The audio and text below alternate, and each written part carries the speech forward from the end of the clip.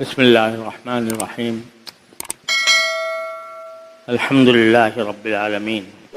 والصلاة والسلام على سيدنا ونبينا ومولانا محمد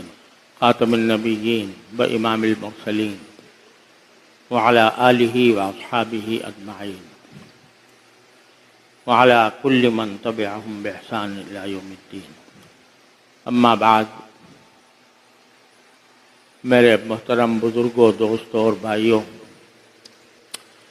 السلام علیکم ورحمۃ اللہ تعالی وبرکاتہ۔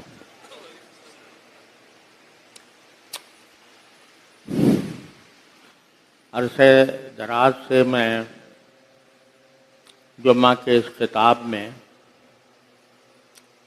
قرآن کریم کی ایک آیت کی طرف آپ حضرات کو متوجہ کرتا رہا ہوں،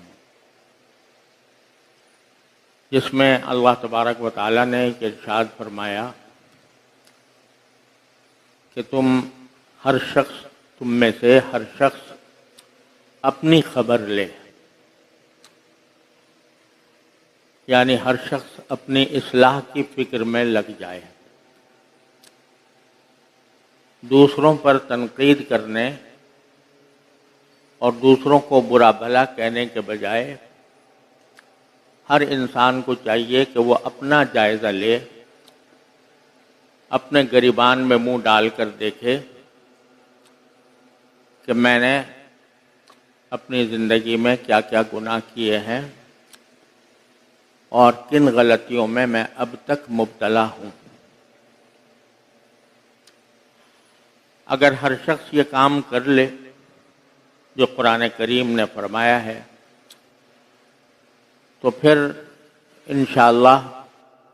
رفتہ رفتہ پورے معاشرے کی اصلاح ہو جاتی ہے،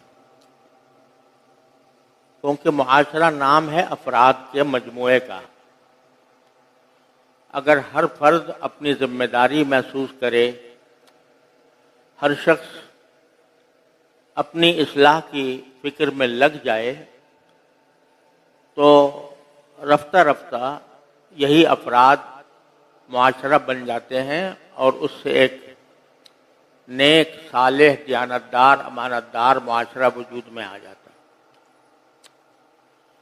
اپنی اصلاح کے لیے کیا کرنا چاہیے؟ اس کا پہلا قدم یہ ہے کہ ایک تو اللہ تعالیٰ کی بارگاہ میں حاضر ہو کر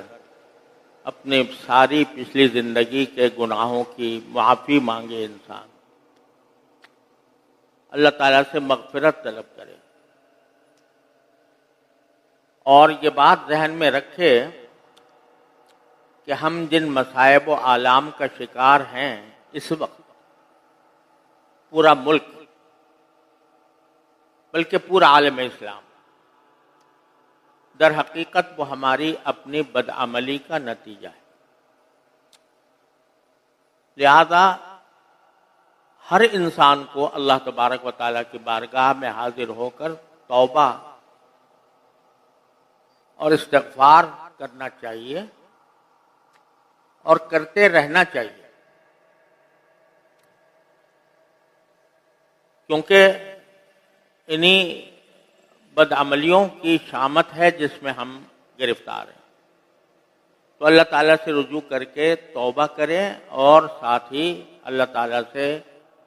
یہ مانگیں کہ اللہ ہم سے اس شامت اعمال کو دور فرمائے۔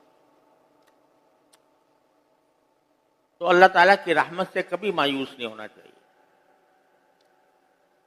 وہ ہمارے دن بدل سکتا ہے، ہمارے حالات میں انقلاب لا سکتا ہے، اگر ہم صحیح معنی میں اس کی طرف رجوع کرنے والے بن جائیں۔ تو پہلا قدم تو یہ ہے۔ دوسرا قدم جو آج کے معاشرے میں بہت ہی زیادہ اہم ہو گیا ہے وہ یہ ہے کہ دین کا ضروری علم ہر انسان کو، ہر مسلمان کو حاصل ہے۔ ہمارا دین ہمیں عبادات بھی سکھاتا ہے، ہمیں خرید و فروخت کے معاملات بھی سکھاتا ہے، ہمیں آپس میں رہنے اور ملنے جلنے کے آداب بھی سکھاتا ہے، ہمیں اخلاق کو درست کرنے کے طریقے بھی بتاتا ہے۔ تو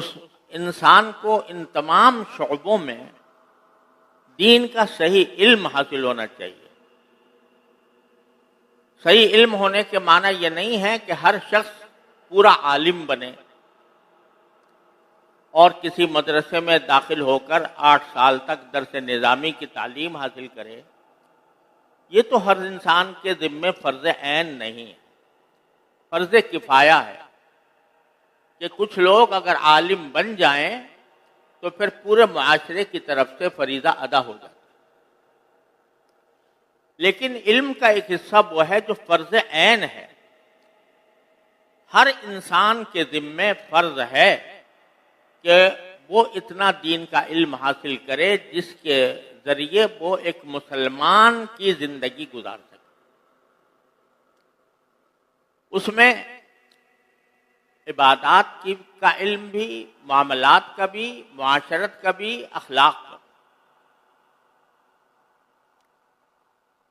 لیکن افسوس یہ ہے کہ سوائے ان لوگوں کے جو کسی مدرسے میں تعلیم پا رہے ہیں یا کسی بزرگ کے ساتھ ان کی نسبت ہے یا تبلیغی جماعت سے وابستہ ہیں، ان کے سوا کسی کو بھی دین کی ضروری معلومات حاصل کرنے کی فکر ہی نہیں۔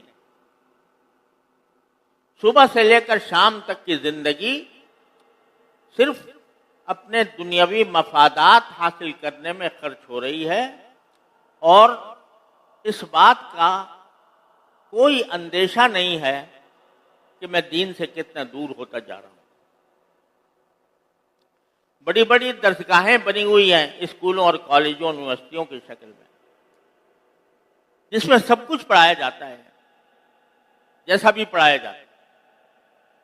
لیکن دین کی بنیادی معلومات افسوس ہے کہ وہاں وہ بھی نہیں دی جاتی۔ یہاں تک کہ سارا آدمی یونیورسٹی کے بالکل اعلیٰ درجے تک پہنچ جائے، ماسٹر کی ڈگری لے لے، پی ایچ ڈی ہو جائے، لیکن اس کو یہ بھی پتہ نہیں ہے کہ طہارت کے کیا احکام ہیں، وضو کس طرح درست ہوتا ہے، نماز کیسے پڑھی جاتی ہے، خرید و فروخت میں کون سا معاملہ جائز ہے کون سا ناجائز ہے، اور اخلاق اللہ تعالیٰ نے کیسے ہمیں سکھائے ہیں۔ یہ بنیادی معلومات ہی سے بندہ غافل رہتا ہے اور